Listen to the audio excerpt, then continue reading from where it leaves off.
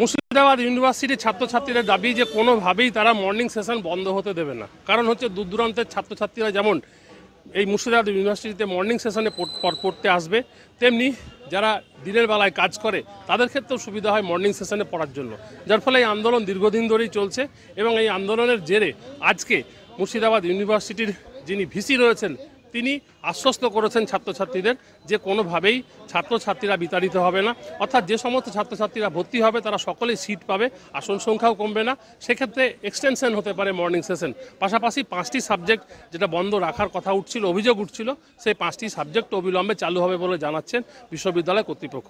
আমরা ভিসি স্যারের কাছে দাবি করলাম মাননীয় মুখ্যমন্ত্রী মমতা ব্যানার্জি মুর্শিদাবাদ জেলায় বিশ্ববিদ্যালয় দিয়েছেন যাতে মুর্শিদাবাদ জেলার প্রত্যন্ত গ্রামের মানুষ কল্যাণী ইউনিভার্সিটি থেকে পড়ার সুযোগ পেত না, সেটা যাতে গ্রাম বাংলার মানুষ পড়ার সুযোগ পায় তার জন্য বিশ্ববিদ্যালয় উপহার দিয়েছেন।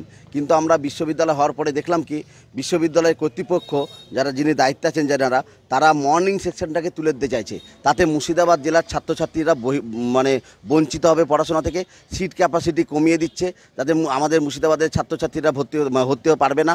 সেই জন্য আমরা আজ ডেপুটেশন দিলাম যাতে কোনো রকমভাবে সিট ক্যাপাসিটি কমানো চলবে না এবং যে মর্নিং এবং ডে সেকশন আছে দুটো সেকশনই বজায় রাখতে হবে এবং পঠন পাঠন চালু করতে হবে।